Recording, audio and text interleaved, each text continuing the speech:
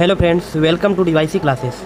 आज की इस वीडियो में हम एनसीएल मॉडल पेपर नंबर 5 लेकर के आए हैं और यह मॉडल जो पेपर है यह इसमें हम 20 क्वेश्चंस आपके सामने लेकर के आए हैं जो कि मोस्ट इंपॉर्टेंट है और यह साइंस से संबंधित प्रश्न है।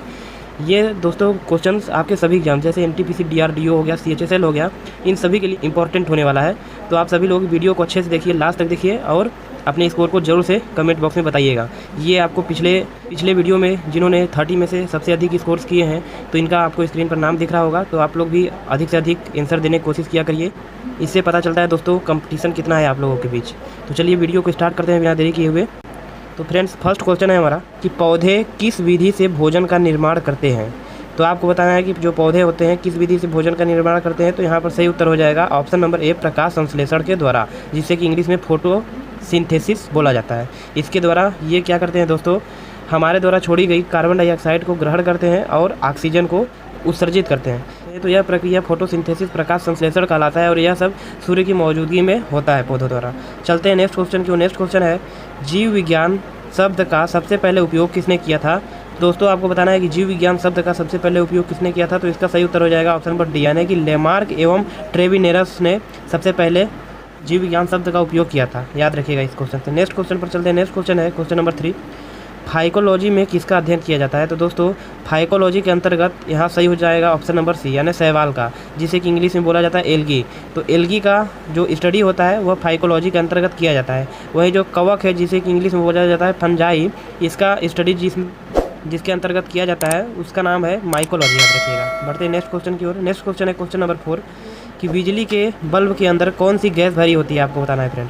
तो बिजली के बल्ब के अंदर यहाँ सही उत्तर हो जाएगा option number D, nitrogen gas भरी होती है। इस क्वेश्चन से इतने पॉइंट्स याद रखिएगा। नेक्स्ट क्वेश्चन है क्वेश्चन नंबर 5 है मानव शरीर के किस अंग में हड्डियों की संख्या सर्वाधिक है। तो मानव शरीर के ऑप्शन नंबर यहाँ सही हो जाएगा बी, यानी कि उंगलियों में यानी फिंगर्स में सबसे अधिक मात्रा में हड्डी होती है। इन चारों ऑप्शन के अकॉर्डिंग फ्रेंड जो उंगलियों में हड्डियों की संख्या है वह 14 होती है। बढ़ते हैं अगले क्वेश्चन की ओर।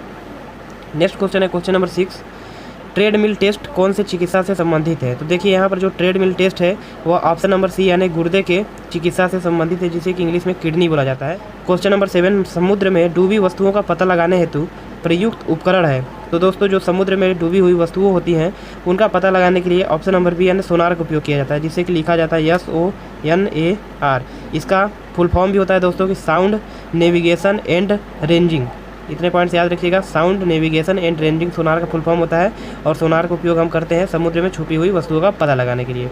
नेक्स्ट क्वेश्चन है क्वेश्चन नंबर 8, आग लगने तथा फैलने की सबसे कम संभावना निम्नलिखित पदार्थ में से किस में है। तो जो आग लगने तथा फैलने की जो सबसे कम संभावना होती है वह सूती वस्त्रों में सबसे कम होती है। याद रखिएगा। क्वेश्चन नंबर 9 है दोस्तों कि अपनी दानशीलता के लिए किस भारतीय को प्रिंस की उपाधि मिली थी। तो दोस्तों इसका सही उत्तर हो जाएगा ऑप्शन नंबर बी। देखिए दोस्तों, यदि आपको लग रहा होगा कि जल्दी आंसर बता दे रहे हैं तो वीडियो ज़्यादा लंबा ना हो, इसके लिए हम जल्दी से जल्दी आंसर बता दे रहे हैं, क्योंकि टाइम सबके लिए कीमती होता है। तो आप वीडियो को पॉज करके भी आंसर दे सकते हैं या फिर आप मन में देखिए कि आपको कितने क्वेश्चन बन रहे हैं। लास्ट में आप 20 में से अपना स्कोर जरूर से बताइएगा। तो इस क्वेश्चन का जो आंसर है option number B, Devendra Nath Thakur ji को अपनी दानशीलता के कारण भारतीय प्रिंस के रूप में जाना जाता है। याद रखिएगा। नेक्स्ट क्वेश्चन है क्वेश्चन नंबर 10 है कि शरीर में अधिकतम ऊर्जा संचय किस पदार्थ के रूप में होता है। तो देखिए दोस्तों, जो शरीर में मैक्सिमम एक्यूमुलेशन होता है वह बॉडी में वो कौन से सब्सटेंस से होता है। तो याद रखिएगा वसा, जिसे कि इंग्लिश में फैट बोला जाता है। तो वसा के रूप में सबसे अधिक मात्रा में हमारे शरीर में संचय होता है। ठीक है दोस्तों, ऊर्जा का। नेक्स्ट क्वेश्चन है क्वेश्चन नंबर 11 कि डेंड्रोलॉजी का संबंध किससे है। तो आपको बताना है कि डेंड्रोलॉजी का संबंध इन चारों ऑप्शन में से किससे है। तो देखिए ऑप्शन नंबर ए झाड़ियों के अध्ययन से, ऑप्शन नंबर बी है वृक्षों तथा झाड़ियों के अध्ययन से, ऑप्शन नंबर सी है वृक्षों के अध्ययन से एंड ऑप्शन नंबर डी है पुष्पों के अध्ययन से। तो ये क्वेश्चन दोस्तों 2018 ग्रुप डी में पूछा गया है। तो इसका जो सही उत्तर हो जाएगा ऑप्शन नंबर बी हो जाएगा, यानी कि झाड़ियों तथा वृक्षों दोनों के अध्ययन से संबंधित है डेंड्रोलॉजी। याद रखिएगा। नेक्स्ट क्वेश्चन है क्वेश्चन नंबर 12, वायु निम्नलिखित में से क्या है। तो आपको बताना है कि जो एयर होता है वह क्या है। तो एलिमेंट है या फिर कंपाउंड या फिर मिक्सचर या फिर नॉन ऑफ दी एबव। तो आपको बताना है इसका सही उत्तर क्या होगा। तो इसका सही उत्तर हो जाएगा ऑप्शन नंबर सी, यानी कि मिश्रण। मिश्रण यानी कि मिक्सचर।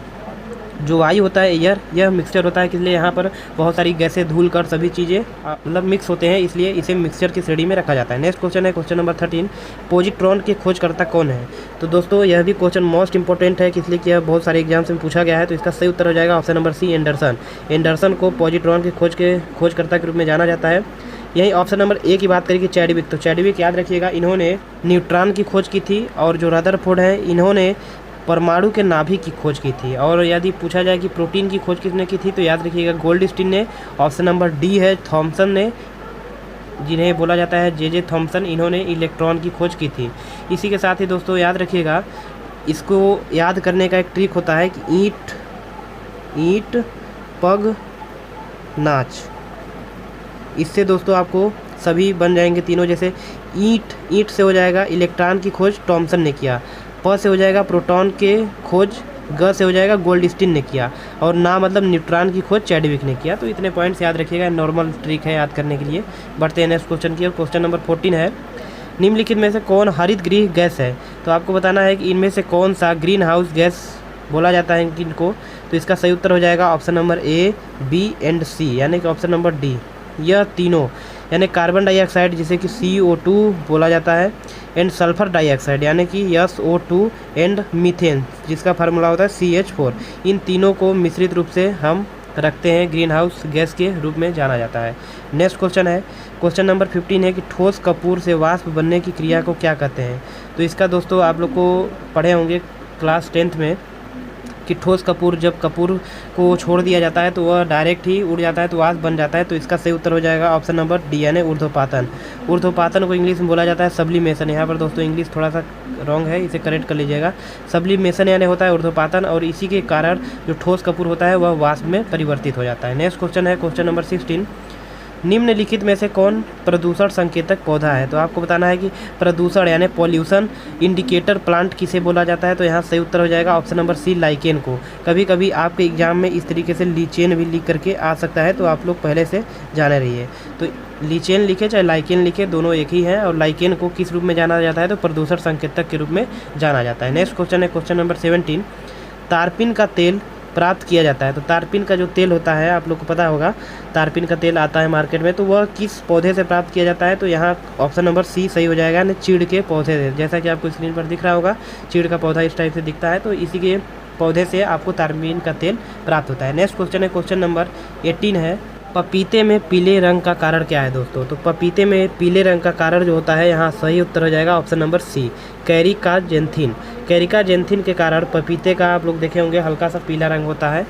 और यही जो बात की जाए कि लाइकोपिन के कारण आपको पता होगा जो टमाटर हो गए और जो भी गर्मी के आइटम आते हैं जैसे तरबूज हो गया, तो इन सभी का जो रंग लाल होता है तो यह किसके कारण होता है, तो लाइकोपिन के कारण होता है। वहीं याद रखिएगा कैरोटीन जो है ऑप्शन में, यह गाजर में उपस्थित होता है, और गाजर में लालपन का कारण है कैरोटीन। उसी के साथ ही दोस्तों याद रखिएगा जो हमें मिर्च तीखापन लगता है तो वह किसके कारण लगता है, तो याद रखिएगा कैप्सेसिन उसमें उपस्थित होता है। लिख देते हैं दोस्तों कैप्सेसिन, इसकी मौजूदगी के कारण आपको जो मिर्च होता है वह तीक्ष्ण लगता है, यानी तीता लगता है। बढ़ते हैं अगले क्वेश्चन की ओर। नेक्स्ट क्वेश्चन है क्वेश्चन नंबर 19, विश्व विज्ञान दिवस किस दिन मनाया जाता है। तो दोस्तों जो विश्व विज्ञान दिवस है वह मनाया जाता है हर साल 10 नवंबर को। आपको पता होगा कि आप लोग पढ़े होंगे राष्ट्रीय विज्ञान दिवस 28 फरवरी को मनाया जाता है, लेकिन क्वेश्चन अब दोस्तों चेंज भी हो सकता है। तो याद रखिएगा विश्व विज्ञान दिवस के रूप में हम 10 नवंबर को मनाते हैं। वही ऑप्शन नंबर ए जो है 28 फरवरी वह राष्ट्रीय विज्ञान दिवस के रूप में मनाते हैं।